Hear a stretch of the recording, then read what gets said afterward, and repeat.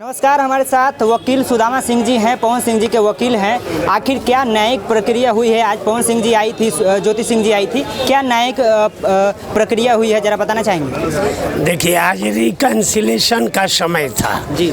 दोनों पक्ष को न्यायाधीश महोदय चेंबर में बैठाकर जी समझाने का प्रयास किए और दोनों पक्ष एक दूसरे के साथ पति पत्नी के रूप में रहने के लिए तैयार नहीं है। अच्छा।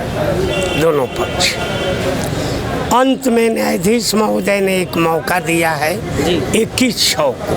अच्छा। और कहा है कि दोनों आदमी आपस में बैठकर सेटलमेंट कर लीजिए और तब दोनों आदमी तलाक कर लीजिए। पवन सिंह जी न्यायाधीश के सामने क्या बातें कही है, जरा बताना चाहेंगे? उन्होंने कहा है कि मैं पत्नी को रखने के लिए तैयार नहीं हूँ। अच्छा। और आपके अपोजिट जो ज्योति सिंह जी हैं, वो क्या? उन्होंने भी कहा कि मैं इनके साथ रहने के लिए तैयार नहीं हूँ। तो आखिर कैसे मिलन हो पाएगा, कैसे रह पाएंगे दोनों? मिलन नहीं होगा। अच्छा। अब दोनों के बीच में जुदाव होगा। अगली प्रक्रिया कब होगी? 21/6।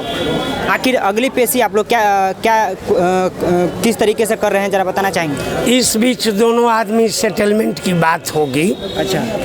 और सेटलमेंट हो जाएगा तो दोनों आदमी आपसी सहमति से तलाक कर लेगा। अच्छा, कोर्ट ने फैसला किया है अभी फिलहाल कि साथ में कुछ दिन रहें और ठीक ठाक हो जाएगा तो अच्छी बात है, नहीं तो अगली नहीं, ऐसा कोर्ट ने नहीं कहा है। अच्छा। दोनों अलग अलग हैं। चलिए सर, बहुत बहुत धन्यवाद हमसे जुड़े इसके लिए। Thank you.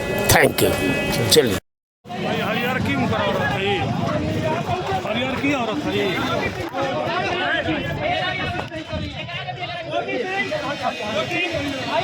जो भी आती है पवन सिंह के साथ रहना, उनके वकील साहब कहना कि पवन सिंह के साथ जो नीति लेकर जा रही हैं आप, और वो चाहती है कि संतोष में रहना होता है, लेकिन ज्योति सिंह वो मैडम कुछ बोलिए, आपका भी जाना जरूरी है। मैडम आपका पॉइंट ऑफ व्यू जाना जरूरी है। मैडम ज्योति सिंह जो है वो आ जा रहा है।